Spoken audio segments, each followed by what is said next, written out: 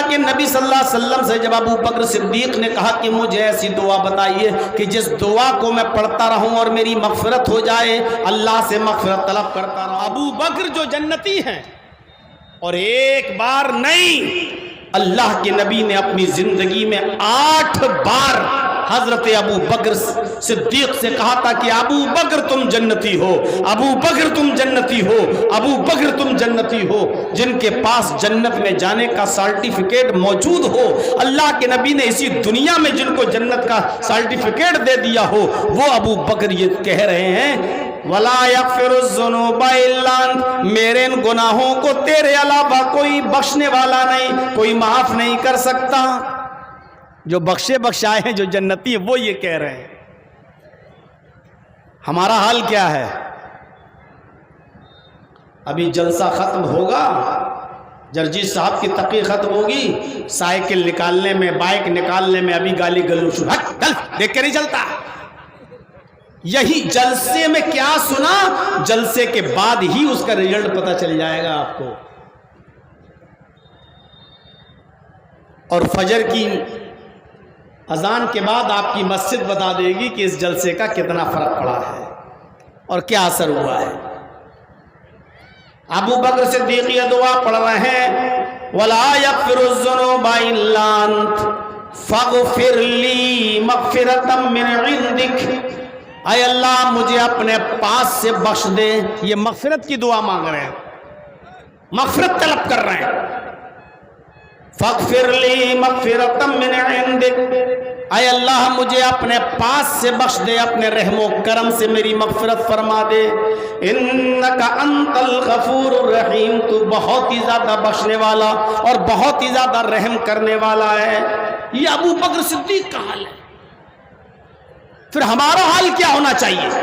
میں نے 2 واقعے سنائے، ایک اللہ کے نبی کا جو 24 گھنٹے میں دن و رات میں 100 سے زیادہ بار یہ دعا پڑھتے تھے، استغفر اللہ ربی من کل ذنب واتوب الیہ، 100 سے زیادہ بار مغفرت طلب کرتے تھے۔ اور ایک ابو بکر صدیق جو اٹھتے بیٹھتے چلتے پھرتے ہیں، اللہم انی ظلمت نفسی ظلما کثیرا ولا یغفر الذنوب الا انت فاغفر لی مغفرۃ من عندک وارحمنی انک انت الغفور الرحیم، یہ دعا پڑھتے تھے اور مغفرت طلب کرتے تھے۔ اللہ نے کیا کہا؟ سارعوا الی مغفرۃ من ربکم وجنۃ، لوگوں اپنے رب کی مغفرت کی طرف جلدی کرو، اپنے رب کی مغفرت کی طرف دوڑو۔ دن بھر میں کتنی مرتبہ مغفرت طلب کرتے ہیں؟ میرے بھائیوں، 5 وقت کی نماز کی اگر ہم پابندی کر لیں تو اسی میں آپ دیکھ لیجئے کہ آپ اپنے رب سے کتنی مرتبہ مغفرت مانگو گے۔ ایک دن میں کتنی مرتبہ مغفرت کی دعا ہوگی آپ دیکھیے۔ نماز پڑھنے گئے، نیت باندھی، اللہ اکبر، جیسے ہی آپ نے نماز پڑھنے کے یہاں جو نیت باندھی، یہیں سے مغفرت مانگنا شروع ہو گیا۔ ہم دعا کیا پڑھتے ہیں؟ سبحانک اللہم و بحمدک و تبارک اسمک و تعالی جدک و لا الہ غیرک، یہ دعا ہم پڑھتے ہیں۔ جبکہ اللہ اکبر کہنے کے بعد جو سب سے بہتر اور سب سے افضل جو دعا ہے وہ ہمیں یاد ہی نہیں۔ اللہ کے نبی صلی اللہ علیہ وسلم جو دعا پڑھا کرتے تھے تکبیر تحریمہ کے بعد، وہ دعا یہ ہوا کرتی تھی، اللہم باعد بینی و بین خطایایا کما بعدت بین المشرق والمغرب، اللہم نقنی من الخطایا۔ پوری دعا آپ یاد کریے اور ایک ایک لفظ پر غور کیجیے آپ۔ اللہ اللہم باعد بینی و بین خطایائی کما بعدت بین المشرق والمغرب، اے اللہ میرے اور میرے گناہوں کے درمیان اتنی دوری پیدا کر دے۔ کیا دعا مانگ رہے ہیں آپ، لیکن یاد ہوگی تب تو۔ اللہم باعد، اے اللہ دور کر دے، دوری پیدا کر میرے اور میرے گناہوں کے درمیان، بینی و بین خطایا، میرے اور میرے گناہوں کے درمیان اتنی دوری پیدا کر دے، اتنی دوری پیدا کر دے، کما بات بین المشرق والمغرب، جتنی دوری پورب کے اور پشچم کے درمیان ہے، مشرق اور مغرب کے درمیان ہے۔ مشرق کی کوئی انتہا ہے؟ پورب کی کوئی انتہا؟ آپ چلے جائیے پورب میں آپ کو چھوڑ نہیں ملے گا، آپ چلے جائیے پشچم میں کوئی چھوڑ نظر نہیں آئے گا، کوئی انتہا نہیں ہے، کوئی حد بندی نہیں ہے۔ کیا کہا؟ اتنی دوری پیدا کر دے کہ میرے اور میرے گناہوں میں اتنی دوری ہو جائے جتنی دوری پورب اور پشچم میں ہے۔ کیا مانگا ہے آپ نے اپنے رب سے، آپ کو پتہ نہیں۔ اب آپ دعا کیا مانگ رہے ہیں؟ سبحانک اللہم و بحمدک و تبارک اسمک و تعالی جدک ولا الہ غیرک۔ میں یہ نہیں کہہ رہا ہوں کہ یہ دعا جائز نہیں ہے، میں یہ نہیں کہہ رہا ہوں کہ یہ دعا نہیں پڑھنا چاہیے یا یہ دعا نہیں پڑھ سکتے ہو، میں نہیں کہہ رہا ہوں، لیکن اس دعا میں آپ نے صرف اللہ کی حمد اور اللہ کی ثنا بیان کی ہے، آپ نے اپنے لیے کچھ نہیں مانگا ہے۔ آپ یہ جو پڑھ رہے ہیں نا سبحانک اللہم و بحمدک و تبارک اسمک و تعالی جدک، آپ اللہ کی حمد بیان کر رہے ہیں، اللہ کی ثنا بیان کر رہے ہیں، آپ نے اپنے لیے کچھ نہیں مانگا۔ کوئی ڈی ایم صاحب یا ایم ایل اے صاحب یا ایم پی صاحب آپ کے علاقے میں آ جائیں اور آپ سے کہیں کہ میں آپ کے علاقے کا ڈی ایم ہوں، ایم ایل اے ہوں، ایم پی ہوں، بولو کس چیز کی ضرورت ہے آپ کو آپ کی بستی کے لیے کچھ چاہیے؟ تو آپ کہہ رہے ہیں ڈی ایم صاحب بہت اچھے ہیں، آپ کا پروموشن ہو گیا، آپ یہاں آ گئے، ہماری بستی میں آ گئے ہیں، میں یہی چاہتا تھا، آپ بہت اچھے ہیں، بہت شریف ہیں، بہت نیک ہیں۔ آپ نے اس کی تعریف کر دی، وہ کہہ رہا ہے ضرورت کس چیز کی ہے؟ آپ بتائیے میں آپ کی ضرورت کو پورا کروں، آپ اس کی تعریف کر رہے ہیں اور اس سے کوئی ضرورت مانگی، ضرورت کی چیز نہیں مانگ رہے ہیں آپ اس سے۔ اللہ کہہ رہا ہے میرے بندے مجھے پکار، ادعونی استجب لکم، میرے بندے تو مجھ سے مانگ میں تجھے دوں گا، میں تیری دعا قبول کروں گا۔ آپ کھڑے ہیں اللہ کے سامنے، سبحانک اللہم و بحمدک و تبارک اسمک و تعالی جدک، آپ اللہ کی حمد بیان کر رہے ہیں، ثنا بیان کر رہے ہیں، بزرگی بیان کر رہے ہیں، لیکن آپ اللہ سے مانگ کچھ نہیں رہے ہیں۔ جب آپ اللہ اکبر کہہ کر یہ دعا مانگیں گے، اللہم باعد بینی و بین خطایا کما باعدت بین المشرق والمغرب، اللہم نقنی من الخطایا کما ینقی الثوب الابیض من الدنس، اے اللہ میرے اور میرے گناہوں کے درمیان اتنی دوری پیدا کر دے جتنی دوری پورب اور پشچم کے درمیان ہے، مشرق اور مغرب کے درمیان ہے، اور اے اللہ میرے گناہوں کو ایسے دھل دے، ایسے صاف کر دے، اللہم نقنی من الخطایا کما ینقی الثوب الابیض من الدنس، جیسے سفید کپڑا دھوبی کی بھٹی میں جب دھلتا ہے تو اس کا میل اور کچیل ختم ہو جاتا ہے اور وائٹنس آ جاتی ہے، چمک آ جاتی ہے، میل اور کچیل سے دھوبی کی بھٹی میں کپڑا صاف ہو کر وائٹنس چمکدار بن جاتا ہے۔ اے اللہ میری زندگی کو بھی میرے گناہوں سے ایسے ہی چمکدار بنا دے، اور میری زندگی سے میرے گناہوں کو ایسے ہی دھل دے جیسے گندے کپڑے سے میل و کچیل دور ہو جاتا ہے اور وہ وائٹ کپڑا چمکنے لگتا ہے، مجھے ایسا ہی کر دے کہ میرے گناہ مجھ سے دور ہو جائیں اور میری زندگی چمکنے لگے، میری زندگی لائٹ چمکیلی ہو جائے، میری زندگی کو ایسا بنا دے، میرے گناہوں کو اس طرح دھل دے۔ آپ کیا مانگ رہے ہیں اپنے رب سے، لیکن یہ دعا یاد کرنا پڑے گی۔ 5 وقت کی نماز میں یہ دعا مانگیے، پڑھیے۔ اب آپ نے اس میں قیام میں ابھی آپ مانگ رہے ہیں، اب آئیے سورہ فاتحہ۔ الحمدللہ رب العالمین الرحمن الرحیم مالک یوم الدین، اللہ کی حمد ثنا بزرگی بیان ہو گئی۔ ایاک نعبد و ایاک نستعین، یہ بندے اور اللہ کے درمیان ایک عہد و پیمان ہو گیا، اے بندے تو عبادت کر میری، میں تیری مدد کروں گا۔ اے اللہ ہم تیری ہی عبادت کرتے ہیں اور تجھ سے ہی مدد طلب کرتے ہیں، عبادت کرنا تیرا کام، مدد کرنا میرا کام. گویا کہ ایک بندے اور اللہ کے درمیان ایک وعدہ ہو رہا ہے. بندے تو مجھ سے وعدہ کر رہا ہے کہ تو میری عبادت کرے گا، اور اللہ بھی اس سے وعدہ کر رہا ہے کہ میرے بندے ہم تیری مدد کریں گے، تو میری عبادت کر ہم تیری مدد کریں گے. یہ عہد و پیمان ہو گیا.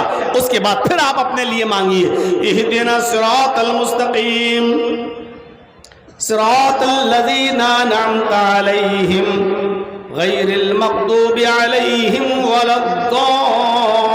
الضالین. آپ نے اپنے لیے مانگ لیا. اے اللہ ہم کو صراط مستقیم پر چلا.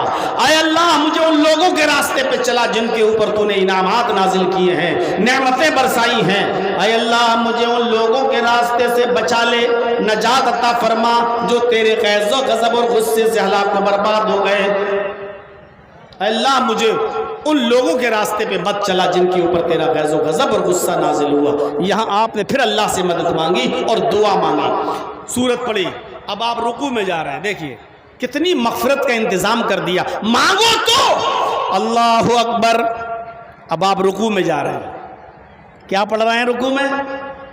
سبحان ربی العظیم. یہی یاد ہے. ابھی کسی کو کھڑا کر کے پوچھو رکوع میں کیا پڑھتے ہو، سبحان ربی العظیم. ہم نے وہ دعا یاد کر لی جو سب سے آسان ہے اور سب سے چھوٹی ہے، سبحان ربی العظیم. آپ رکوع میں گئے، آپ نے کہا سبحان ربی العظیم. ایمانداری کے ساتھ بتائیے، اللہ کی حمد، اللہ کی تسبیح تو بیان کر دی آپ نے، لیکن رکوع میں آپ نے اپنے لیے کیا مانگا؟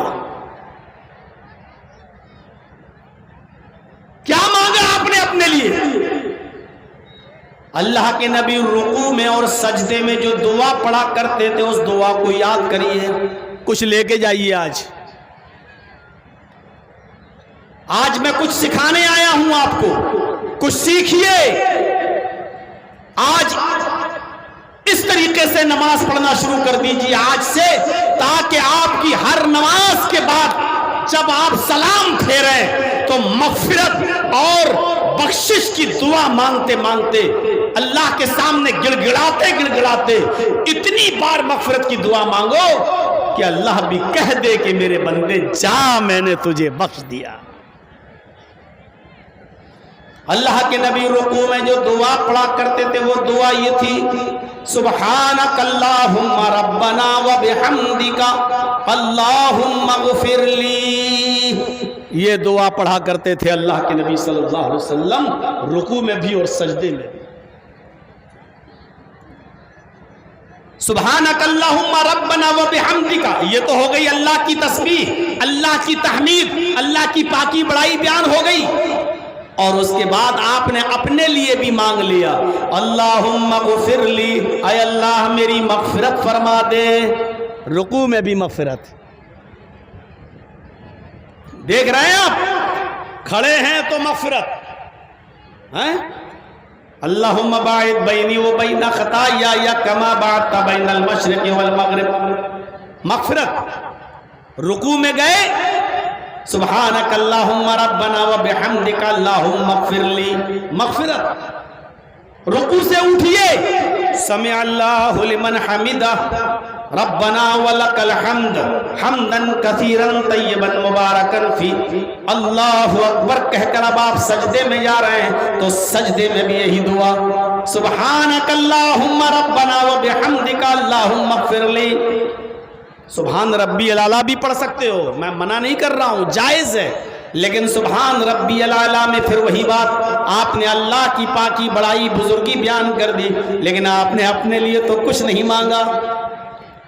آپ نے قیام میں اللہ سے مانگ لیا، رکوع میں اللہ سے مانگ لیا.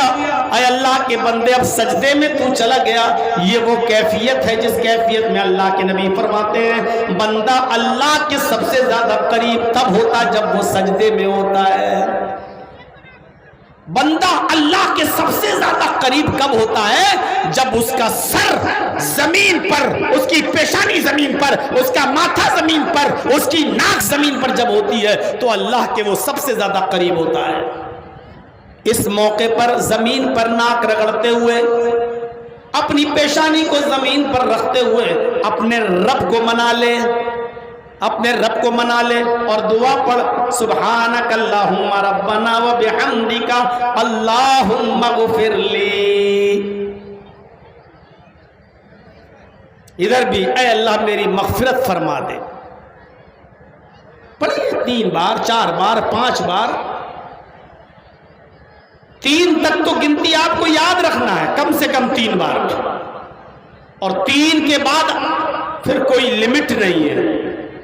وہ حدیث انتہا درجے کی ضعیف روایت ہے جس میں کہا جاتا ہے 3 بار 5 بار 7 بار 9 بار، وہ روایت ضعیف ہے۔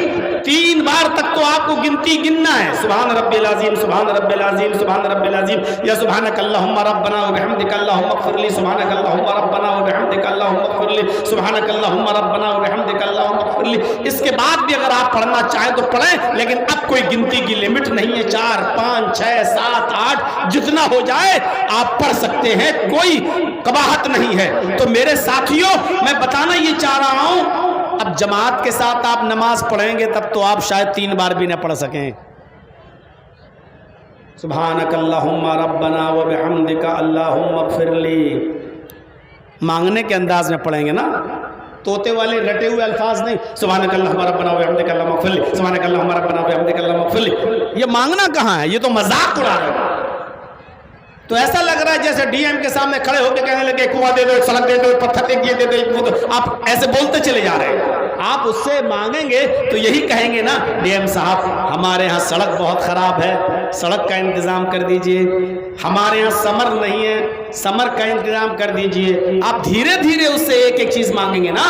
تو آپ اپنے رب کے سامنے جب کھڑے ہوں تو مانگنے کے انداز میں مانگیے، ایسے سبحانک اللہم ربنا وبحمدک اللہم اغفر لی، اس طریقے سے مانگیے تاکہ لگے کہ آپ مانگ رہے ہیں، شرمندہ ہیں، نادم ہیں، اللہ کے سامنے گڑ گڑا رہے ہیں، اپنی عاجزی کا اعلان کر رہے ہیں اور اس کے حاکم ہونے کا اعلان کر رہے ہیں، اپنے بندے اور اس کے معبود ہونے کا اعلان کر رہے ہیں، اپنے فقیر اور اس کے غنی ہونے کا اعلان کر رہے ہیں۔ اس انداز سے مانگیا۔ اچھا، کتنی مرتبہ مغفرت؟ قیام میں بھی مغفرت، رکوع میں بھی مغفرت، سجدے میں بھی مغفرت۔ اب سجدہ کر کے اٹھیں گے، اللہ اکبر، اب دوسرا سجدہ کرنے سے پہلے پھر مغفرت کی دعا۔ اللہ کے نبی نے کتنا مضبوط تعلق جوڑ دیا ہے کہ ایک بندہ میرا امتی اللہ سے اتنی بار مغفرت کی دعا مانگے کہ اللہ بھی کہہ دے کہ میرے بندے جا، میں نے تجھے بخش دیا۔ اب دونوں سجدوں کے بیچ میں کیا پڑھتے ہیں؟ صحیح مسلم کی روایت، دونوں سجدوں کے بیچ میں جو دعا پڑھی جاتی ہے وہ کیا ہے؟ رب اغفر لی اور رب اغفر لی 2 بار، یہاں 3 بار نہیں ہے، یہاں 2 بار پڑھیں گے۔ کیا؟ رب اغفر لی اور رب اغفر لی۔ اس کا ترجمہ بھی کیا ہے؟ اے میرے رب مجھے بخش دے، اے میرے رب میری مغفرت فرما دے۔ دونوں سجدوں کے بیچ میں بھی آپ مغفرت مانگ رہے ہیں اللہ سے۔ اب سوچئے، قیام میں بھی مانگ چکے، رکوع میں بھی مانگ چکے، سجدے میں بھی مانگ چکے، سجدے کے بیچ میں، دونوں سجدوں کے بیچ میں بھی آپ مانگ چکے۔ اور رب اغفر لی، رب اغفر لی، یہ مسلم کی روایت ہے، لیکن دوسری حدیثوں میں یہ دعا بھی آئی ہے، اگرچہ بعض محدثین نے اس میں کلام بھی کیا ہے۔ اگر ساتھ میں یہ دعا بھی پڑھ لیں تو سونے پہ سہاگا۔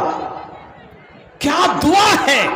ارے آج کچھ سیکھو، یہ دعا بھی یاد کر لو، رب اغفر لی رب اغفر لی، اس کے بعد یہ دعا بھی پڑھ لو، ہو سکے تو اللہم اغفر لی وارحمنی وہدینی وعافینی وارزقنی۔ آپ کو پتہ نہیں آپ نے اپنے رب سے کیا کیا مانگا ہے، آپ نے اپنے رب سے کیا کیا مانگا، آپ کو پتہ نہیں ہے؟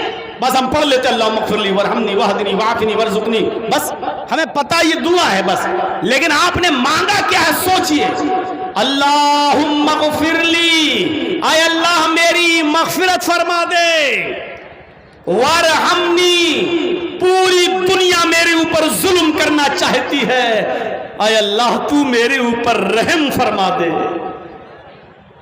آپ کے پڑوسی نے آپ کی زمین پر قبضہ کر لیا، 2 گج 2 فٹ زمین پر قبضہ کر لیا، آپ کے پاس اتنا پیسہ نہیں کہ آپ مقدمہ لڑ سکیں، آپ غریب آدمی ہیں، آپ دعا مانگیے، وارحمنی، اے اللہ میرے اوپر رحم فرما، ساری دنیا میرے اوپر ظلم کرنا چاہتی ہے، تو میرے اوپر رحم فرما دے، وہدینی، مجھے ہدایت عطا فرما، کوئی ادھر بلاتا ہے کوئی ادھر بلاتا ہے، کوئی اپنی طرف کھینچتا ہے، کوئی کہتا ہے کہ میری طرف آ جاؤ، اے اللہ میں جاؤں تو کہاں جاؤں، ادھر جاؤں تو وہ مولوی کہتا ہے ہم صحیح، ادھر جاؤں تو یہ مولوی کہتا ہے کہ ادھر آ جاؤ میرا صحیح، اے اللہ میں بڑے پس و پیش میں ہوں، میں جاؤں تو کہاں جاؤں، وہدینی، تو میرے لیے ہدایت کا دروازہ کھول دے، تو مجھے ہدایت عطا فرما دے،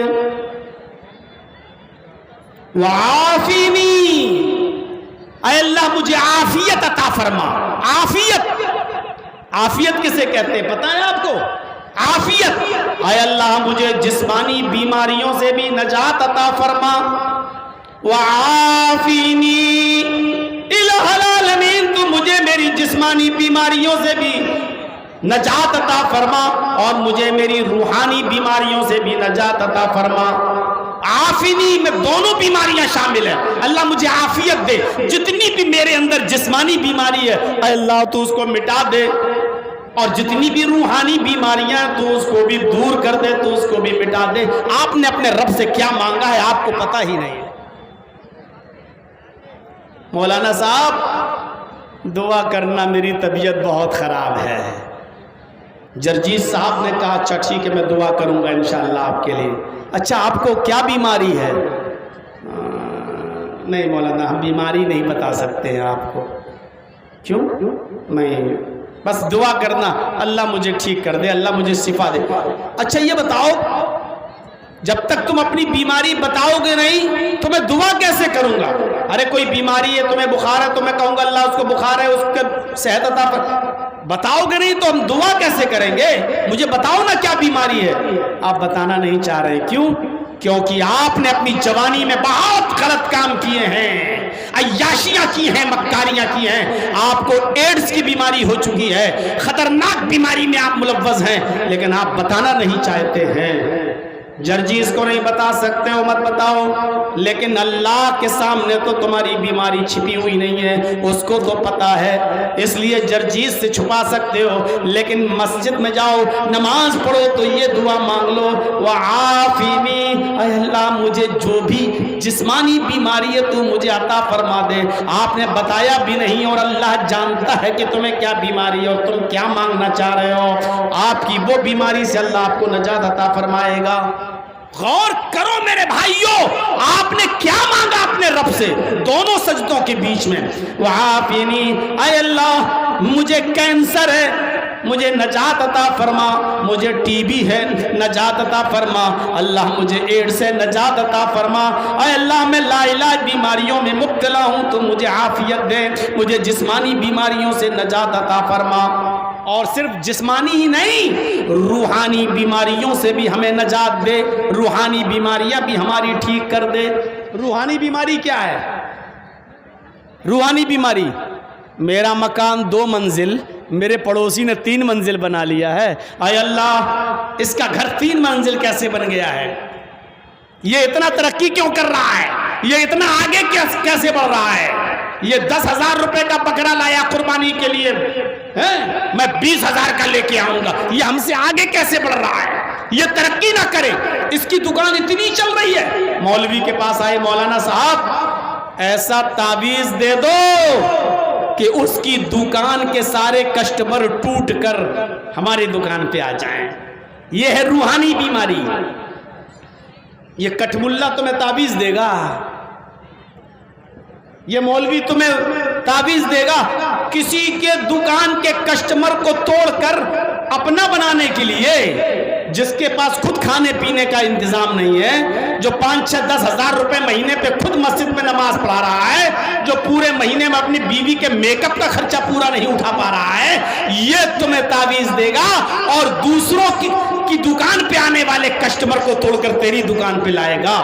10 साल तो मदरसे में पढ़ते हुए हो गया, 25-30 सालें तकरीर करते हुए हो गया, आज तक मुझे कोई कुरान की एक आयत ऐसी नहीं मिली और एक हदीस ऐसी नहीं मिली जिसमें ये हो कि फला के दुकान के कस्टमर टूटकर इस दुकान पे कैसे आएंगे। हमें तो नहीं मिले, इन कठमुल्लाओं के पास वो कहां से आ गई हमें पता नहीं। अल्लाह के नबी सल्लल्लाहु अलैहि वसल्लम के 2 सहाबी, तज़किरतुल हुफ़्फ़ाज़ में अल्लामा शमसुद्दीन ज़हाबी ने नकल किया है, 2 सहाबी और दोनों की कपड़े की दुकान करीब करीब, एक आदमी के कपड़े की दुकान पर एक कस्टमर आया और एक कपड़ा खरीद कर ले गया। थोड़ी देर के बाद दूसरा कस्टमर आया, उसी दुकान पर वो दूसरा कपड़ा खरीद कर ले गया। थोड़ी देर के बाद तीसरा कस्टमर आया और वो भी कपड़े का एक थान खरीद कर ले गया। थोड़ी देर के बाद चौथा कस्टमर आया, जो बार बार कपड़ा बेच रहा है, वो रोने लगा, अल्लाह ये क्या हो रहा है, मेरी दुकान पर 3 कस्टमर आ चुके हैं और तीनों को मैंने कपड़ा दे दिया। मेरे पड़ोस में मेरे भाई की भी कपड़े की दुकान है, उसका एक भी कपड़ा नहीं बिका। सुन रहे हैं? यहां तो चाय की दुकान अगर हम खोलें और बगल में दूसरा चाय की दुकान खोले, कस्टमर आ रहा तो हम उठ के जाएंगे, अरे भाई इधर आइए इधर आइए, मेरे भी गोश्त की दुकान, उसकी भी गोश्त की दुकान, वो आ रहा है, भाग के दौड़ के जाएंगे, इधर आओ इधर आओ। अरे एक बार हमारी दुकान से गोश्त ले जाइए, फिर जिंदगी में कभी भूलेंगे नहीं।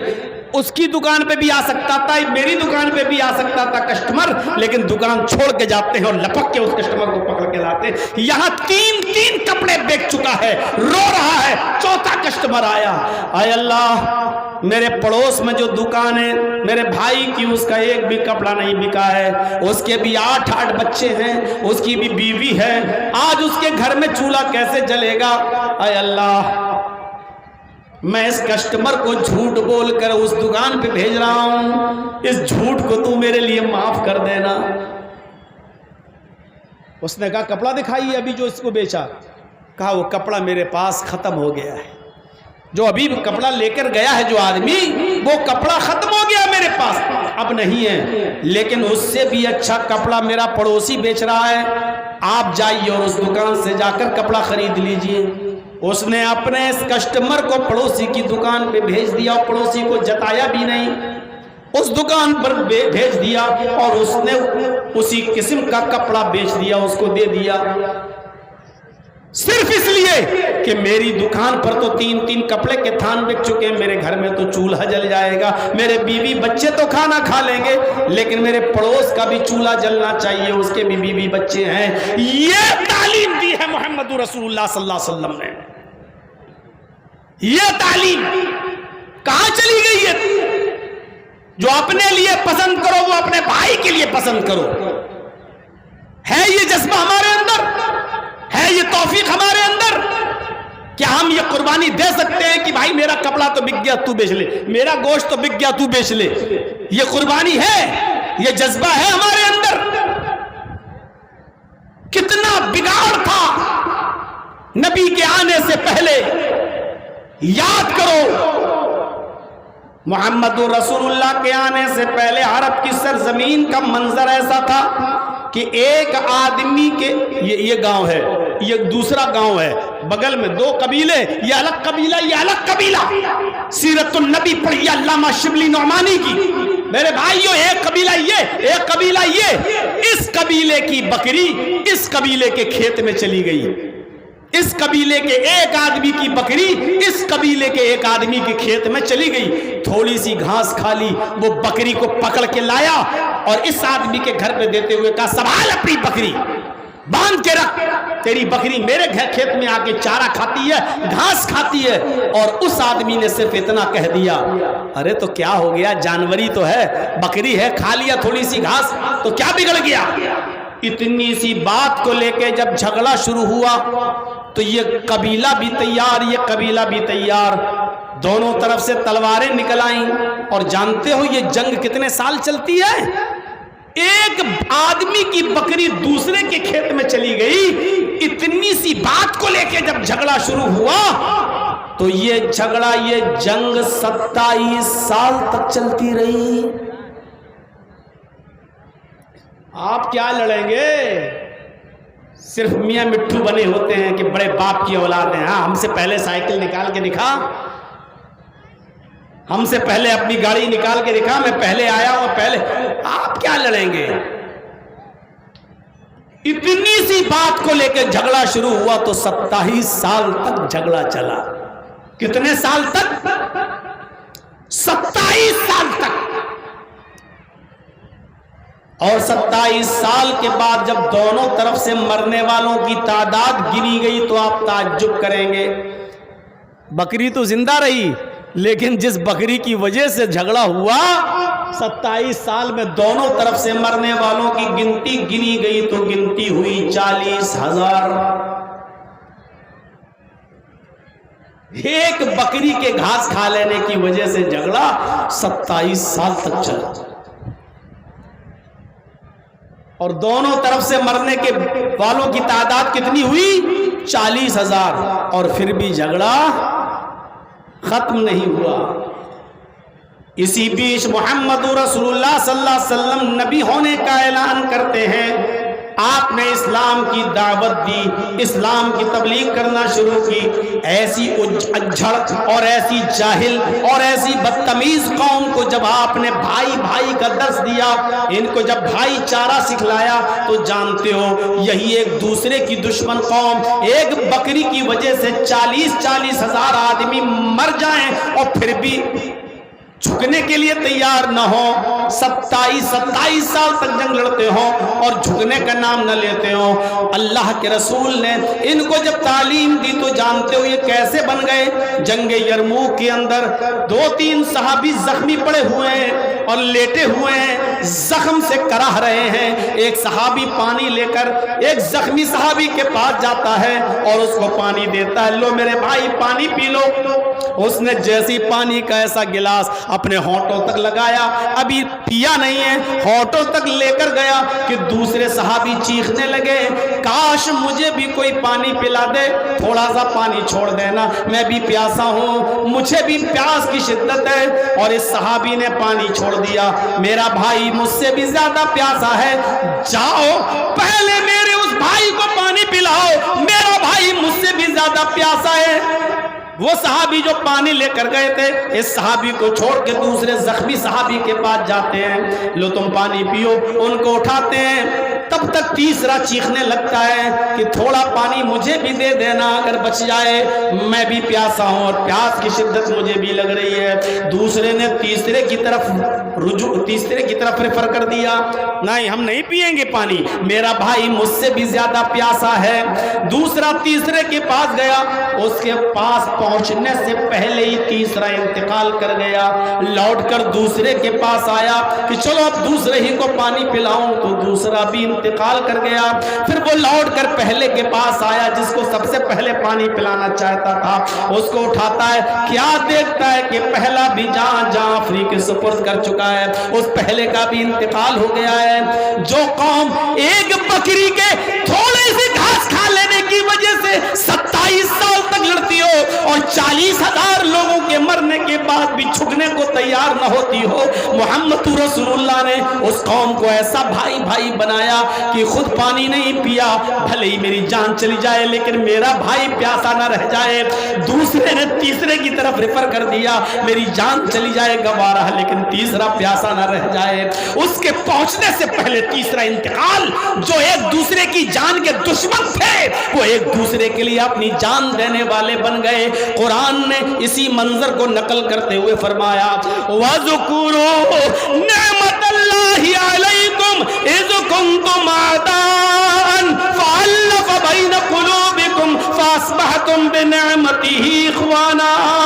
اللہ کی اس نعمت کو یاد کرو، وَاذْكُرُوا نعمت اللہ علیکم، اللہ کی اس نعمت کو اے مسلمانوں یاد کرو، اذ کنتم اعداء، کہ آپس میں تم ایک دوسرے کے دشمن تھے، آپس میں تم ایک دوسرے کے حریص تھے، آپس میں ایک دوسرے کے خون کے پیاسے تھے، فَأَلَّفَ بَيْنَ قُلُوبِكُمْ، تو اللہ نے تمہارے دلوں کے اندر الفت ڈال دی، اللہ نے تمہارے دلوں میں محبت ڈال دی، فَأَصْبَحْتُمْ بِنِعْمَتِهِ إِخْوَانًا، تو تم اللہ کی نعمت، اسلام کی نعمت سے، قرآن کی نعمت سے، محمد رسول اللہ جیسی نعمت سے اللہ نے تمہیں بھائی بھائی بنا دیا۔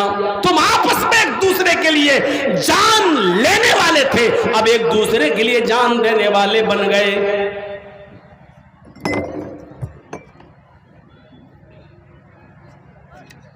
ایک دوسرے کے لیے تم جان دینے والے بن گئے۔ ایسا منظر میرے بھائیوں نہیں دیکھا ہوگا۔ تم کپڑے کی قربانی نہیں دے سکتے ہو، مسلمان ہو، تم 2-3 کسٹمر کو بیچ چکے، اب بھی گوارا نہیں، حل من مزید، اور آؤ میرے پاس، دوسرا مرتا ہے تو مرے، اس کی دکان جاتی ہے تو جائے، بند ہوتی ہے تو ہوئے، بلکہ کٹھ ملوں کے پاس اور چلے جاتے ہو کہ بند ہونے کا نسخہ دے دو، تعویذ دے دو، تاکہ وہ جو ہے آلو چھلتا رہے، اس کی دکان بند ہو جائے اور ہماری دکان پہ کسٹمر آ جائیں، اس کے ٹوٹ کر ہم ایک دوسرے کی بربادی کے سپنے دیکھتے ہیں۔ دیکھیے بات کہاں سے کٹ گئی، وعافینی، اس دعا میں یہ چیز بھی شامل ہے، وعافینی، اے اللہ میری اس روحانی بیماری کو دور کر دے، میں نہیں چاہتا کہ کوئی آدمی مجھ سے آگے بڑھے، یہ بیماری ہے میرے اندر، تم مجھے دور کر دے، اے اللہ میں اس سے جلتا ہوں، یہ مجھ سے اچھا کپڑا کیسے پہنتا ہے، یہ مجھ سے اچھا کھانا کیسے کھاتا ہے، یہ مجھ سے زیادہ ترقی کیسے کر رہا ہے، اس کی 2 فیکٹریاں کیسی چل رہی ہیں، اے اللہ میں نہیں چاہتا ہوں کہ یہ کامیاب ہو، یہ بیماری میرے اندر ہے، اس بیماری سے بھی تو ہی ہمیں نجات عطا فرما۔ یہ عافینی میں یہ دعا شامل ہے۔ اتنی دیر میں تو مولانا صاحب ہم نماز پڑھ کے بھاگ گئے ہوتے، ابھی تو آپ دونوں سجدوں کے بیچ کی دعا میں اٹکے ہوئے ہیں۔ ہم آپ کو کچھ سکھا رہے ہیں آج کہ آپ سوچو کہ آپ مانگتے کیا ہو اپنے رب سے اور سیکھو مانگنا۔ اچھا اتنی دعائیں مانگنے کے بعد اب کوئی بحث کرے گا فرض نماز کے بعد دونوں ہاتھ اٹھا کے دعا مانگنا کیسا ہے، امام کے ساتھ مانگنا کیسا؟ ارے تم نماز میں عربی میں یہ دعائیں مانگ لو تو تمہیں ضرورت ہی نہ پڑے،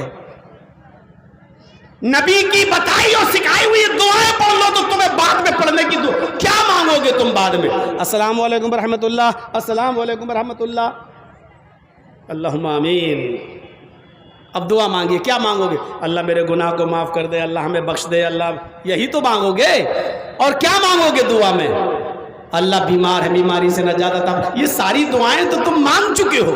اے اللہ مجھے بخش دے، تم تو مان چکے ہو، اللہم اغفر لی، اے اللہ میرے اوپر رحم فرما، تم تو مان چکے ہو، ارحمنی، اللہ میرے اوپر رحم فرما، اے اللہ میرا کاروبار نہیں چل رہا، اللہ تو میرے کاروبار میں برکت دے، یہی تو مانگو گے تم فرض نماز کے بعد، یہ تو تم مان چکے ہو۔ ورزقنی، وعافنی کے بعد ورزقنی، اللہم اغفر لی وارحمنی وہدینی وعافنی ورزقنی، اے اللہ تو مجھے رزق حلال عطا فرما۔ رزق اللہ سے مانگو، اور اللہ اگر کسی کو رزق دینا چاہے تو دنیا کا کوئی کٹھبلا کسی کا چھین لے گا؟ دنیا میں کوئی کسی کا کچھ بگاڑ لے گا؟ اب آپ نے نماز کے اندر دونوں سجدوں کے بیچ میں رزق اس سے مانگا جو بغیر حساب و کتاب کے رزق دینے پہ قادر ہے۔ ورزقنی، اے اللہ تو مجھے رزق عطا فرما۔ آپ نے رزق مانگا ہے اس سے، اب رزق کا انتظام اللہ کرے گا تیرے۔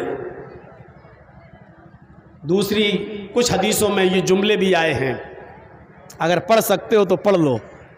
اس دعا کے بعد ایک حدیث میں آتا ہے کہ اللہ کے نبی ایک لفظ اور بڑھایا کرتے تھے، اور وہ دعا کا وہ لفظ کیا ہے؟ وجبرنی۔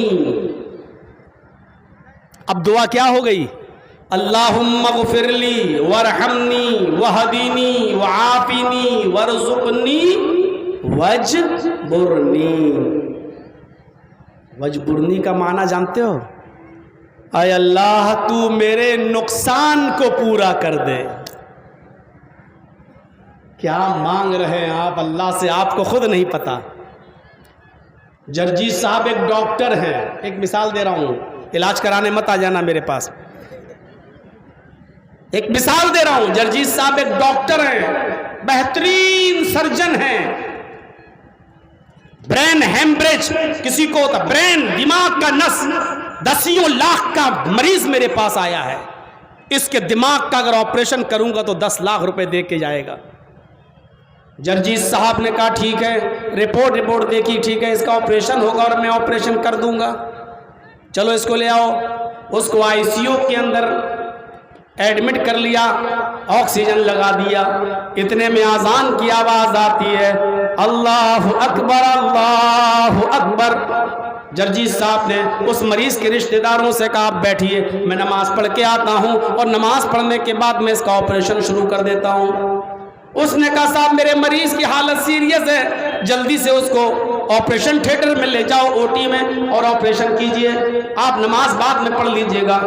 ارے ڈاکٹر میں ہوں، میں جانتا ہوں، آکسیجن اس کو مل رہا ہے، ابھی اس کا کچھ نہیں ہوگا، میں جا رہا ہوں، ابھی نماز پڑھ کے آتا ہوں۔ میں اس مریض کو چھوڑ کر جو 10 لاکھ کا مریض ہے، میں نماز پڑھنے کے لیے چلا جاتا ہوں۔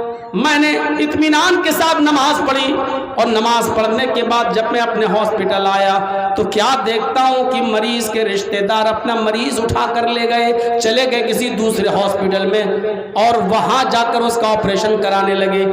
10 لاکھ روپے کا جو نقصان جرجیت صاحب کا ہوا، اب یہ نقصان کی چنتا جرجیت کو نہیں ہونی چاہیے، اس لیے کہ جرجیت صاحب مسجد کے اندر ابھی یہ مانگ کر آئے ہیں دعا، وجبرنی، اے اللہ تیری عبادت میں جو وقت میں نے نکالا ہے، اس میں جو نقصان میرا ہوا ہے اس نقصان کو تو پورا کر دے۔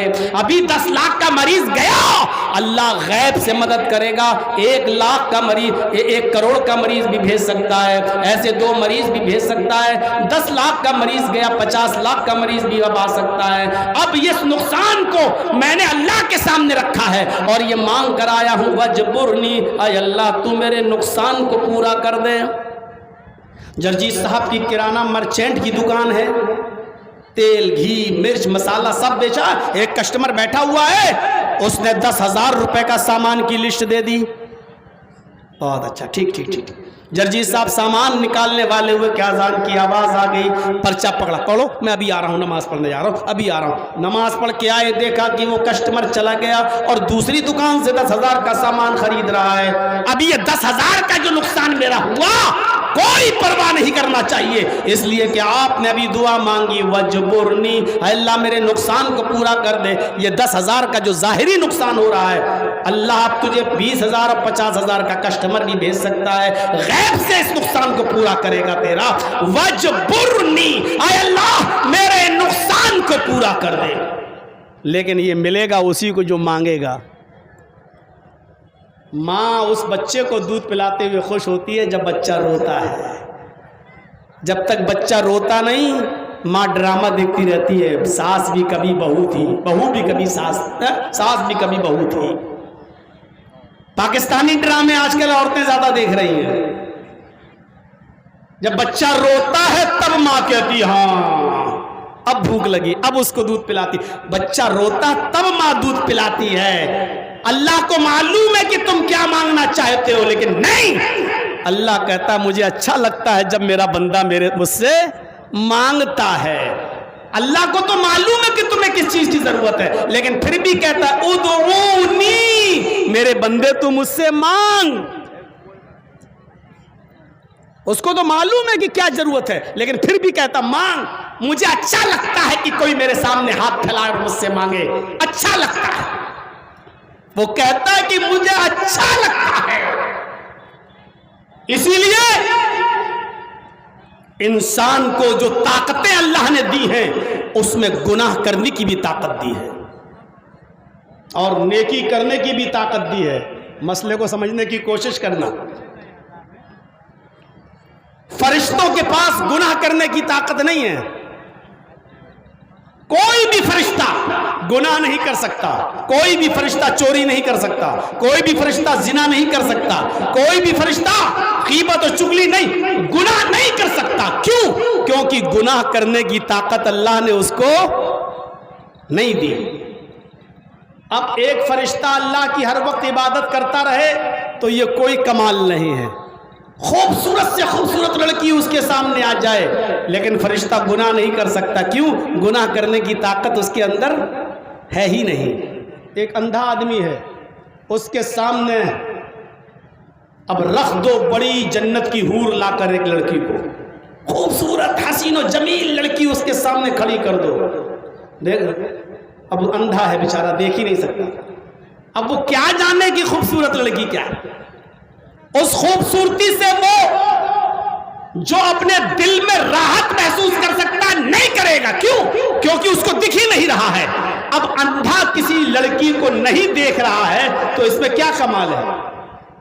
کیا کمال ہے؟ کوئی کمال ہے؟ ارے تو اندھا اس لیے نہیں دیکھ رہا.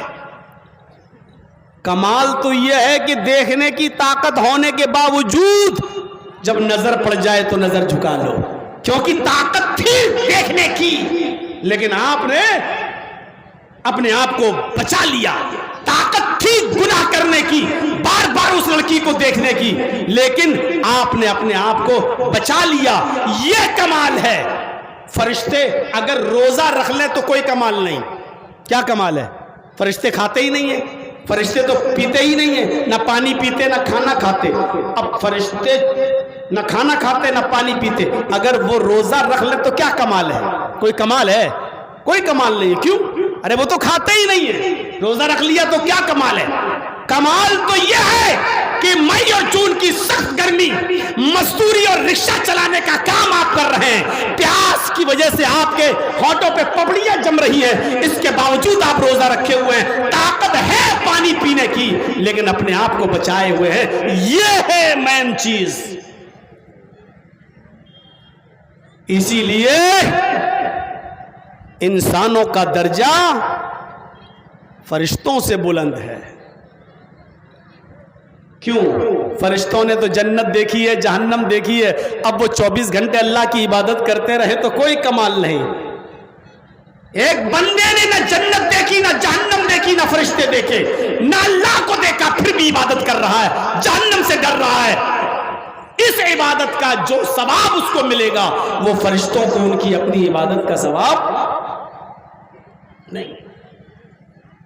اور ایک بات اور سن لیجئے, یہی ہے انسان کا کمال. گناہ کرنے کی طاقت نہیں ہے لیکن پھر بھی اپنے آپ کو گناہ سے بچا رہا ہے. یہ ہے اختیار. اے میرے بندے, میں نے تجھے شراب پینے کا بھی اختیار دیا ہے اور اس سے بچنے کا بھی اختیار دیا ہے, جوا کھیلنے کا بھی اختیار دیا ہے, جوئے سے بچنے کا بھی اختیار دیا ہے, زنا کرنے کا اختیار بھی دیا اور زنا سے بچنے کی طاقت بھی دی ہے. ہم نے تجھے دونوں طاقتیں دی ہیں, گناہ کرنے کی بھی اور عبادت کرنے کی بھی. اور تجھے میں نے بتا بھی دیا کہ یہ صحیح ہے, یہ غلط, یہ سچ ہے, یہ جھوٹ, یہ حق ہے, یہ باطل. اب دیکھتا ہوں کہ تو کس راستے پہ چلتا ہے. یہ میں نے تجھے اختیار دے رکھا ہے. اب بندہ اپنے ان دونوں پاور میں کون سی پاور کا چوائس کرتا ہے, یہ بندے کے اوپر ہے, یہ بندے کے اوپر ہے.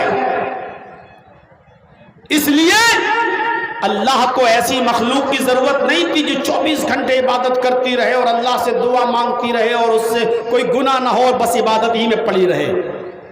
ایسی مخلوق کی ضرورت نہیں تھی. ایسی مخلوق تو اللہ کے پاس پہلے سے موجود تھی, فرشتے جو 24 گھنٹے اللہ کی عبادت میں لگے رہتے ہیں, اس کی نافرمانی نہیں کرتے. اللہ کو ایسی عبادت کرنے والی مخلوق کی ضرورت ہی نہیں تھی. اللہ کو ایسی مخلوق پیدا کرنا تھی جس کے پاس گناہ کرنے کی بھی طاقت ہو اور عبادت کرنے کی بھی طاقت ہو, وہ عبادت بھی کرے اور اس سے گناہ بھی ہوں, اور جب گناہ ہو جائیں تو وہ اپنے رب سے اپنے گناہوں کی معافی بھی مانگے اور اس کا رب اس کے ندامت اور شرمندگی سے گرنے والے آنسوؤں پر اس کو بخش بھی دے.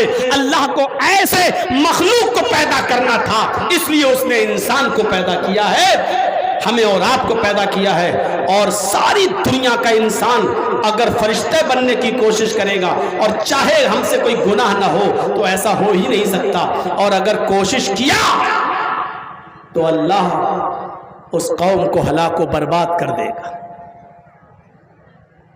تو پورا نیک بننے کی کوشش کر رہا ہے، ایک بھی گناہ نہیں، ایسی مخلوق تو تھی میرے پاس۔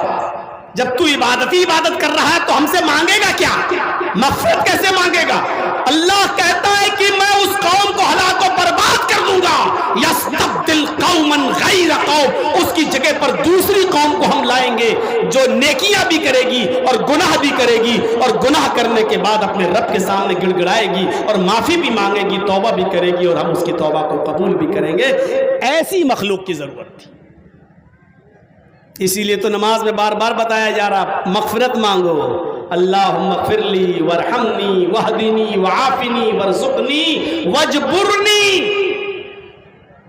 اور اس کے ساتھ ایک دعا اور پڑھ لو، اللہ کے نبی سے وہ بھی ثابت ہے۔ ایک حدیث میں آیا اللہ کے نبی ایک لفظ اور پڑھا کرتے تھے، وہ کیا تھا؟ ورفعنی۔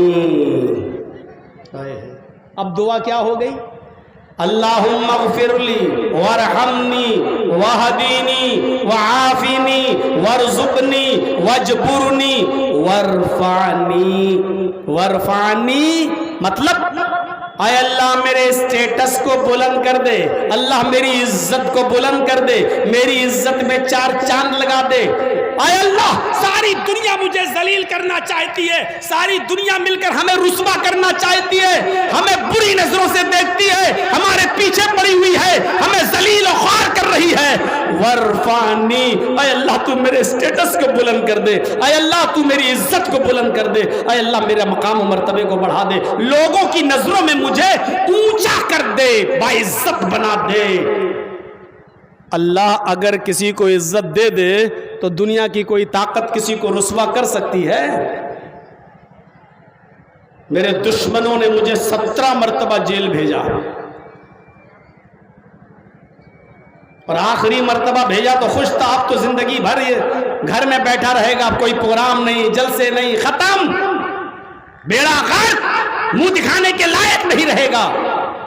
لیکن دیکھ لیجئے میرے بھائیوں، پہلی بار جب جیل سے نکلا تو اور عزت، دوسری بار نکلا تو اور عزت، تیسری بار نکلا تو اور عزت، اور لاسٹ بار نکلا تو 2000 آدمی باہر کھڑے تھے استقبال کے لیے، ہار پھول مالائیں گلدستے لے کر۔ اب آپ اندازہ لگا سکتے ہیں کہ کوئی کسی کے رسوا کرنے سے رسوا نہیں ہوتا۔ وَتُعِزُّ مَن تَشَاءُ وَتُذِلُّ مَن تَشَاءُ، عزت اور ذلت دینے والی ذات اللہ کی ہے، جب تک وہ کسی کو ذلیل نہ کرے کوئی ذلیل نہیں کر سکتا، اور وہ کسی کو عزت نہ دے تو کوئی دوسرا عزت نہیں دے سکتا۔ ہمارا اور آپ کا کام ہے یہ دعا پڑھنا، ورفعنی، اے اللہ میرے اسٹیٹس کو، میرے عزت کو بلند کر دے۔ پڑھیے دعا۔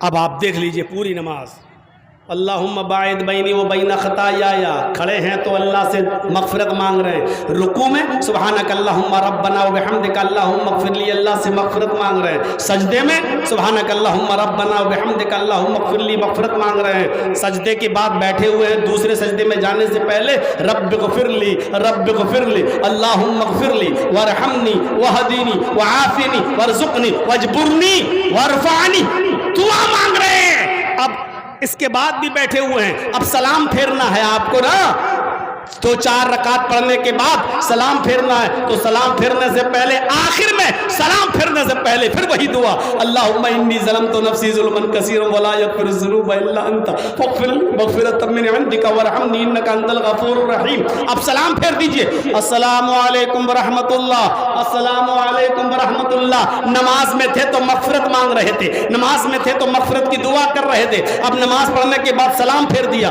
سلام پھیرنے کے بعد بھی آپ کیا کہہ رہے ہیں؟ اللہ اکبر، استغفر اللہ، استغفر اللہ، استغفر اللہ۔ نماز میں بھی مغفرت، اور نماز کے بعد سلام پھیرنے کے بعد بھی مغفرت۔ غور کرو، ظہر میں یہی، عصر میں یہی، مغرب میں یہی، عشاء میں یہی، فجر میں یہی، 40 سال کے بعد آپ نے نمازیں پڑھنا شروع کی، 80 سال کی عمر میں آپ کا انتقال ہو گیا، 40 سال سے 80 سال تک آپ زندہ رہے، یہ 40 سال میں ظہر، عصر، مغرب، عشاء، فجر، ہر وقت آپ نے مغفرت کی دعا مانگی۔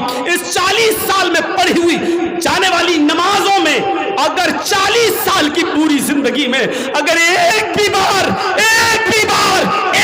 بار اگر آپ کے رب نے یہ کہہ دیا میرے بندے جا میں نے تجھے بخش دیا، ہمارا بیڑا پار، ہماری نجات۔ جرجیز کے پاس ایک بھکاری آیا، اللہ کے نام پہ دے دو، بچے بھوکے، ارے بھاگ آ گیا، صبح کھٹا کھاتا پیتا بھیک مانگ رہا ہے، 1 گھنٹے بعد پھر آ گیا، ارے صاحب دے دیجئے بہت پریشانی ہے، بچوں کے پاس دبا، بھاگ رہا کہ نہیں بھاگ رہا، ہر گھنٹے آتا گیا، صبح سے لے کے شام تک ہر گھنٹے مانگتا رہا، بھگاتا رہا، بستر پہ سونے جا رہا ہوں، کھڑا ہے، اللہ کے نام پہ دے دو، بہت بچے بھوکے ہیں، بہت زیادہ پریشان ہیں، گھر میں کھانا نہیں بنا، ارے دے دیجئے، صبح سے لے کے شام تک بھگاتا رہا، غصہ آ گیا، کمینہ ایسے مانے گا نہیں، نکالا 100 کا نوٹ، لے پکڑ، جا کھا لینا کھانا ہے، بک چل۔ میرے بھائیوں صبح سے لے کے شام تک آپ کو بھی رحم آ جاتا ہے ایک فقیر پر، اور پھر آپ اس کو دے ہی دیتے ہیں۔ آپ نے 40 سال تک نمازیں پڑھی ہیں، 40 سال سے لے کے 80 سال تک برابر نمازیں پڑھی، اللہ نے کبھی نہیں بخشا، کبھی نہیں کہا، لیکن اگر ان 40 سالوں میں ایک بار بھی اس نے یہ کہہ دیا کہ میرے بندے جا میں نے تیری مغفرت فرما دی، ہمارا بیڑا پار، ہماری نجات، جنت ہمارا مقدر بن جائے گی۔ اس لیے کیا کہا، سارعوا الی مغفرۃ من ربکم، اپنے رب کی مغفرت کی طرف دوڑو، اپنے رب کی مغفرت کی طرف جلدی کرو، مانگو یہ دعائیں۔ اب دوسری چیز ہو تھوڑا سا، وجنت، اور جنت کی طرف لپکو، جنت کی طرف جلدی کرو، جنت مل گئی، جنت رات کے 2 بجے تک جلسہ سنو اور گھر جانا، فجر کی نماز چھوڑ دینا، کیا جنت کیوں، بہت بڑا ثواب کا کام کر کے آئے، رات بھر جلسہ سنا تھا سارے مولویوں کا، جنت ایسے نہیں ملتی، جنت اتنی آسان نہیں ہے، تو بہت آسان، لیکن اتنی آسان بھی نہیں کہ بس کچھ نہ کرو اور مل جائے۔ وضو بناتے ہو، وضو قاعدے سے بناؤ، پانی لیا ہاتھ میں، یہ دھلیے، پھر دائیں ہاتھ کی انگلیاں بائیں ہاتھ میں اور بائیں ہاتھ کی انگلیاں دائیں ہاتھ میں، ایسے یہ خلال بھی کریے، ہاں یہ 3 بار، پھر کلا۔ بہتر اور افضل یہ ہے کہ 1 چلو پانی لیجئے، آدھا منہ میں لے جائیے اور آدھا ناک میں چڑھائیے۔ شروع میں ایسا کر نہیں پاؤ گے، آپ عادت ڈالنا پڑے گی، ابھی آپ آدھا لوگے نا تو پورا چلا جائے گا، کیونکہ کبھی کیا نہیں ایسا۔ صحیح طریقہ وضو کا یہی ہے، 1 چلو پانی لیا، آدھا منہ میں آدھا ناک میں چڑھائیے، دائیں ہاتھ کی انگلی سے دانتوں کو ملیے، رگڑیے اور پانی تھوک دیجئے، کلا کیجئے، اور یہ والی انگلی بائیں ہاتھ کی اور انگوٹھا دونوں ناک میں ڈالیے ایسے، اس کے بعد انگوٹھے سے یہ نتھنا دبائیے بایاں اور جھاڑیے کس کے، ناک کس کے، میں کروں گا نہیں، یہاں موسم خراب ہے، زور سے جھاڑیے، پھر یہ پکڑیے انگلی سے ایسے دبائیے، پھر جھاڑیے، پھر دونوں ہاتھ سے یہ ناک صاف کریے۔ اسی طرح پھر دوسری بار، میں کٹیار میں ایک مسجد ہے باٹا چوک میں، وہاں مسافر خانے میں ٹھہرا ہوا تھا، تو ایک نماز پڑھنے کا ٹائم ہوا تو مسجد میں گیا، میں وضو بنا رہا تھا، میرے بغل میں ایک لڑکا آیا وہیں پر، اور وضو بناتے بناتے ہم سے پوچھنے لگا، مولانا صاحب کتنی رکعت نکل گئی؟ میں نے کہا پتہ نہیں، شاید 2 نکل گئی ہوگی، تیسری چل رہی شاید، بس اتنا میں نے کہا، اس نے مارا جلدی سے کر اس کی 2 مل گئی، اور میں اس کو دیکھتا، میں ایسے ہاتھ دھل رہا تھا، میں دیکھتا چلا کہ کر کیا رہا، وضو بنایا اور جلدی سے چلا گیا، اس کو 2 مل گئی، لیکن وضو اس کا بالکل بیکار تھا، اور میں نے جب تک وضو بنایا پہنچا تو میری تیسری رکعت بھی نکل گئی تھی، چوتھی ہمیں مل پائی۔ تو ایسا وضو نہیں چاہیے کہ پٹ پٹ مارا جلدی سے، نہ منہ دھلا کہ نہیں دھلا۔ ما منکم من احد یتوضا فیحسن الوضو، جس نے وضو اچھی طریقے سے، جیسے ابھی ہم بتا رہے ہیں. ثم قال، اچھی طریقے سے وضو بنانے کے بعد پھر اس نے یہ دعا پڑھی، اشہد ان لا الہ الا اللہ واشہد ان محمدًا عبدہ ورسولہ. وضو کی اتنی ہی دعا ہے بس. ترمذی میں اور بھی الفاظ آئے ہوئے، کوئی پڑھنا چاہے تو پڑھ سکتا ہے. اللہم اجعلنی من التوابین واجعلنی من المتطہرین. پڑھ سکتے ہو، جائز ہے، میں ناجائز نہیں کہہ رہا ہوں، لیکن میں مسلم شریف کی جو حدیث آپ کے سامنے پڑھ رہا ہوں، اس حدیث میں وضو کی اتنی ہی دعا ہی ہے، اشہد ان لا الہ الا اللہ واشہد ان محمدًا عبدہ ورسولہ. جس نے وضو بنایا اچھی طریقے سے اور اس کے بعد یہ دعا پڑھ لی، اللہ کے نبی فرماتے ہیں لا فتحت لہ ابواب الجنۃ الثمانیہ، اس کے لیے جنت کے 8 دروازے کھول دیے جاتے ہیں. جنت کے 8 دروازے. کون بنائے گا ایسا وضو؟ جب مؤذن کہے اللہ اکبر تو آپ بھی کہو اللہ اکبر. جب مؤذن کہے اشہد ان لا الہ الا اللہ تو آپ بھی کہو اشہد ان لا الہ الا اللہ. اللہ کے نبی کہتے ہیں جب مؤذن کہے اذا قال المؤذن اشہد ان محمد رسول اللہ فقولوا اشہد ان محمد رسول اللہ. جب مؤذن کہے اشہد ان محمد رسول اللہ تو تم بھی اس کے جواب میں بولو اشہد ان محمد رسول اللہ. جب مؤذن کہے حی علی الصلاۃ تو تم بھی اس کے جواب میں بولو لا حول ولا قوت الا باللہ. جب مؤذن کہے حی علی الفلاح تو تم اس کے جواب میں کہو لا حول ولا قوت الا باللہ. جب مؤذن کہے اللہ اکبر تو اس کے جواب میں تم بھی کہو اللہ اکبر. جب مؤذن کہے لا الہ الا اللہ تو اس کے جواب میں آپ بھی کہو لا الہ الا اللہ. جس نے مؤذن کے ان کلمات کو دہرایا، جس نے مؤذن کے ان کلمات کو دہرایا، ثم قال، اور اس کے بعد یہ دعا پڑھ لی اللہم رب هذه الدعوة التامة والصلاة القائمة آت محمدا الوسیلہ والفضیلہ وابعثه مقاما محمودا الذی وعدتہ. جس نے یہ دعا پڑھ لی اذان کے بعد، اللہ کے نبی فرماتے حلت لہو شفاعتی یوم القیامہ، قیامت کے دن اس آدمی کے لیے میری شفاعت حلال کر دی جائے گی. کتنا بھی بڑا گناہگار ہو، وہ جہنم کے دروازے پر بھی کھڑا ہوگا، پھر بھی اللہ اس کے لیے اس کی شفاعت کو میرے لیے حلال کر دے گا اور میں اس کی سفارش کر کے اس کو جنت میں لے جاؤں گا. میرے بھائیوں، کتنا مشکل ہے. اذان کے کلمات دہرانا مشکل ہے؟ نہیں. ہاں، چائے کی ہوٹل چھوڑنا پڑے گی، تھوڑی دیر پہلے اپنا کام بند کرنا پڑے گا. اگر آپ کے ہاں 12:30 پر ظہر کی اذان ہو رہی ہے تو آپ کو 12:25 پر تیار ہونا پڑے گا. سب چھوڑ چھاڑ کے وضو بنا کے آپ کو بیٹھنا پڑے گا اور جیسی مؤذن بولے گا ویسی آپ کو کلمات دہرانا پڑیں گے اور اذان کے بعد یہ دعا پڑھنا پڑے گی. اتنا وقت آپ کو نکالنا پڑے گا. کیا جنت کو پانے کے لیے یہ قربانی بھی آپ نہیں دے سکتے ہو اور امید رکھتے ہو کہ ہمیں جنت مل جائے؟ یہ جنت میں جانے کا راستہ ہے. ایک اور راستہ، من صابر لسنتی عشرۃ رکعۃ فی یوم ولیلۃ، جس نے دن و رات میں 24 گھنٹے میں 5 وقت کی نمازوں میں ان 12 رکعتوں کو پابندی کے ساتھ پڑھا. من صابر علی 12 رکعۃ، جس نے ان 12 رکعتوں کی حفاظت فرمائی، دخل الجنہ، وہ جنت کے اندر داخل ہوگا. کون سی 12 رکعتیں؟ 12 رکعتیں کون سی؟ 5 وقت کی نمازوں میں 12 رکعتیں ایسی ہیں جس نے ان 12 رکعتوں کی مداومت برتی، جس نے ان کی حفاظت کی، وہ جنت میں جائے گا. وہ 12 رکعتیں کون سی ہیں؟ 4 قبل الظہر ورکعتین بعد الظہر، ظہر سے پہلے 4 رکعت. فرض نماز ہوتی ہے، امام پڑھاتا ہے نا ظہر کی فرض نماز، اس سے پہلے 4 رکعت جو سنت پڑھی جاتی ہے.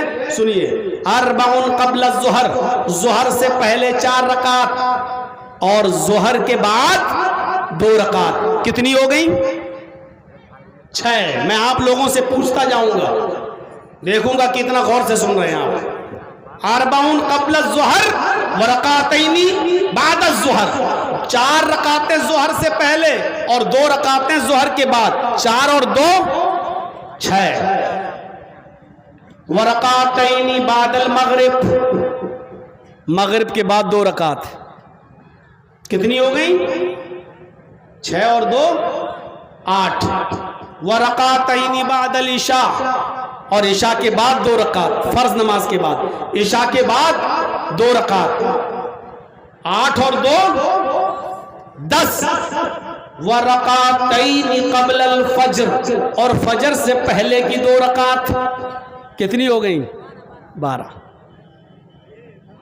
اللہ کے نبی فرماتے ہیں جس نے ان 12 رکعتوں کی مداومت برتی، سنن نسائی کی روایت، جس نے یہ 12 رکعتیں پابندی کے ساتھ پڑھی، ظہر سے پہلے 4 رکعت، ظہر کے بعد 2 رکعت، مغرب کے بعد 2 رکعت، عشاء کے بعد 2 رکعت، فجر سے پہلے 2 رکعتیں، جس نے ان 12 رکعتوں کو پابندی کے ساتھ پڑھا، دخل الجنہ، وہ جنت کے اندر داخل ہوگا۔ وجنت، مغفرت کی طرف دوڑو اور جنت کو پانے کے لیے بھی جلدی کرو، یہ جنت میں جانے والے اعمال ہیں۔ کریے پابندی، اور سنیے،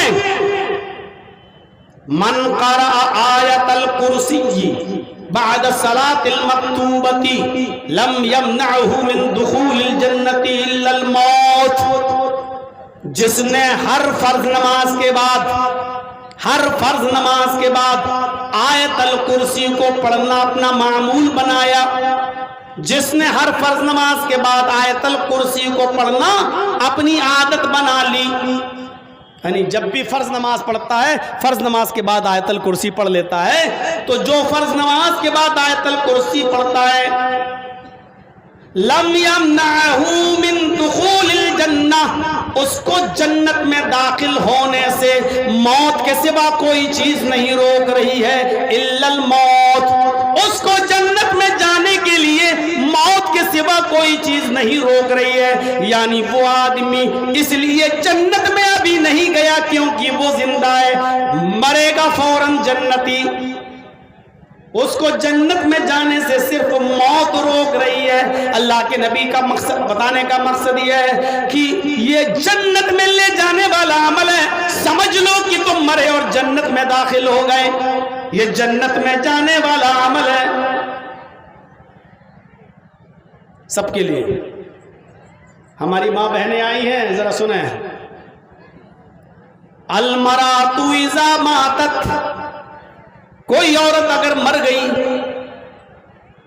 کسی عورت کا انتقال ہو گیا، وَزَوْجُهَا عَنْهَا رَاضٍ، اور اس کا شوہر اس سے خوش تھا، عورت مری لیکن مرنے سے پہلے اس کا ہسبینڈ اس سے خوش تھا، دخلت الجنہ، تو یہ مرنے والی عورت جنت کے اندر داخل ہوگی۔ اس کا مطلب کیا ہے؟ لڑائی لڑ کے گئیں، اپنے مائکے میں رک گئیں، بیمار ہو گئیں اور وہیں مر گئیں اور شوہر ناراض رہا، تو ایسی عورت جنت کی خوشبو بھی نہیں پائے گی۔ بہت آسان نہیں ہے۔ اللہ کے نبی صلی اللہ علیہ وسلم سے ایک بار حضرت فاطمہ لڑکے چلی آئی تھی، حضرت علی سے، علی سے، کون؟ بیٹی نبی کی، علی کی بیوی فاطمہ، علی سے لڑکے چلی آئیں، کسی بات پہ ہو گیا، میاں بیوی ہیں، برتن کھٹکتے ہیں، کھٹک، تھوڑی سی کسی بات پہ نوک جھوک ہو گئی، اور غصے میں حضرت علی کا گھر چھوڑ کے اللہ کے نبی کے گھر میں، اپنے مائکے میں اپنے نبی کے پاس چلی آئی۔ اللہ کے نبی صلی اللہ علیہ وسلم سمجھ گئے، تھوڑی دیر کے بعد جب چہرہ دیکھا فاطمہ کا، تو آپ نے کہا فاطمہ کچھ مایوس نظر آ رہی ہو۔ فاطمہ نے کہا کہ اللہ کے نبی، ہاں ابو، میں علی سے لڑ کے آئی ہوں، میں ابھی ان کے گھر نہیں جاؤں گی، میں غصہ ہو کر آئی ہوں علی سے۔ یہ ہماری ماں بہنیں سنیں جو اپنی لڑکیوں کو اپنے گھر میں روک لیتی ہیں نا، اپنے گھروں میں روک کے چودران بنتی ہیں، حجنیں ہیں نا، بہت بڑی دین کی جانکار ہے نا یہ۔ اپنے گھروں میں اپنی بیٹیوں کو روکنے والے والدین سن لو، حضرت فاطمہ نے جب یہ کہا کہ میں علی سے لڑ کے آئی ہوں اور ابھی گھر نہیں جاؤں گی، تو اللہ کے نبی نے یہ نہیں کہا کہ بیٹی غلطی کس کی ہے, کیا ہو گیا, کچھ نہیں پوچھا. یہاں تو پوچھتے ہیں کیا ہوا, اچھا ایسا ایسا ہو گیا, تو نے بتایا بھی نہیں. وہ گھر کبھی نہیں بنے گا جس گھر میں 24 گھنٹے اماں اپنی بیٹی سے بات کرتی رہے اور لگی رہے فون پر, ہاں بیٹی کیا کھایا, کیا بنایا. ارے تو ہوتی کون ہے پوچھنے والی؟ بیچاری اگر کہہ دے کہ نہیں آج پیاز روٹی چٹنی روٹی کھائی تو تیرا آدمی کھانے کو نہیں دیتا ہے, کماتا نہیں ہے, کیا کرتا ہے, دن بھر پڑا, تم 24 گھنٹے باتوں پہ کیوں لگی رہو گی؟ ہوتی کون ہو تم اپنی بچی سے اتنی دیر تک بات کرنے والی؟ اور وہ گھر بھی کبھی نہیں بنتا جو لڑکی اپنے گھر کی, اپنے سسرال کی ایک ایک چیز اپنی اماں کو بتائے. اللہ کے نبی نے اپنی بیٹی فاطمہ سے یہ نہیں کہا کہ علی کی غلطی تھی کہ تمہاری غلطی کچھ نہیں, یہ تو میں وہاں سنوں گا جب تم دونوں موجود ہوگے. تم اسی وقت میرے گھر سے جاؤ اور علی کے پاس جاؤ, جاؤ تم گھر میں علی کے گھر جاؤ. حضرت فاطمہ کہتی ہیں کہ ابو کیا مجھے اپنے گھر سے نکال رہے ہیں؟ میں لڑکے آئی ہوں, میں اتنی آسانی کے ساتھ ان کے گھر نہیں جاؤں گی. جو جملہ محمد رسول اللہ کی زبان سے نکلا وہ میری قوم کی بیٹیوں سنو, اے بچیوں اور بیٹیوں کے ماں باپ سنو, اپنی بیٹیوں کو اپنے گھروں پہ روکنے والوں سنو. اللہ کے نبی صلی اللہ علیہ وسلم فرماتے ہیں اے میری بیٹی فاطمہ, اگر تم اسی وقت میرے گھر سے علی کے گھر میں داخل نہیں ہوئی, میرے گھر کو چھوڑ کر علی کے پاس نہیں گئی, موت کا کوئی بھروسہ نہیں, اگر میرے اس گھر کے اندر تمہارا انتقال ہو گیا, اگر تم مر گئی, اگر تمہارا انتقال اس گھر میں ہو گیا, تو قسم ہے اس رب کی جس کے قبضے میں میری جان ہے, تیرا باپ محمد تیرا جنازہ نہیں پڑھائے گا, تیرا باپ محمد تیری نماز جنازہ ادا نہیں کرے گا.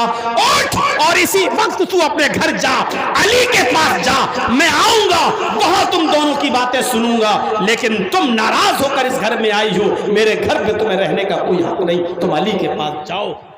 ہو گئی تقریر, اتنی بات پہ عمل کر لیا جائے جلسہ کامیاب. کوئی ضرورت نہیں فجر تک آپ کو سننے کی,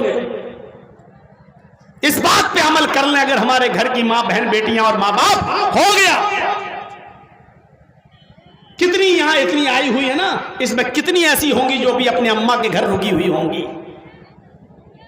اور کتنی ایسی ہوں گی جو مائیں تو سینہ تانے بیٹھی, ہم نہیں بھیجیں گے جب تک وہ آئے گا نہیں اور ناک رگڑے گا نہیں اور میرے گھر سے عزت کے ساتھ بیٹی کو لے کے نہیں جائے گا, ہم نہیں بھیجیں گے.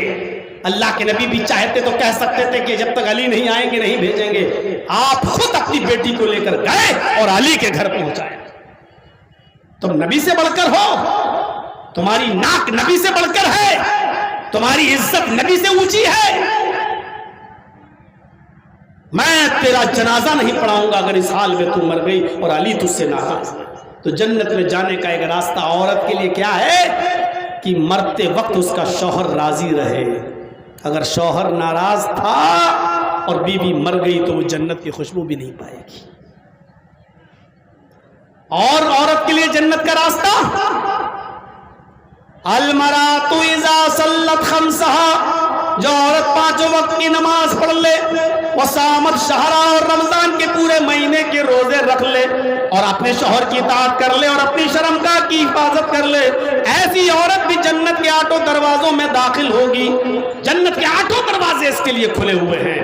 میرے بھائیوں, یہ جنت میں جانے والے اعمال تھے جو میں نے آپ کے سامنے اس 1.5 گھنٹے کی تقریر میں رکھ دیے ہیں. کافی ہے. ہم سے تو کہہ رہے تھے ارشاد بھائی آدھا گھنٹہ بھی بول دو گے تو ہماری عزت رہ جائے گی. چلیے بارش کا موسم ہے, 1.5 گھنٹہ میں نے بول کے اپنا وقت پورا کر دیا ہے, اور آئندہ سال کے لیے پھر ہمارے ارشاد بھائی نے تاریخ تو نہیں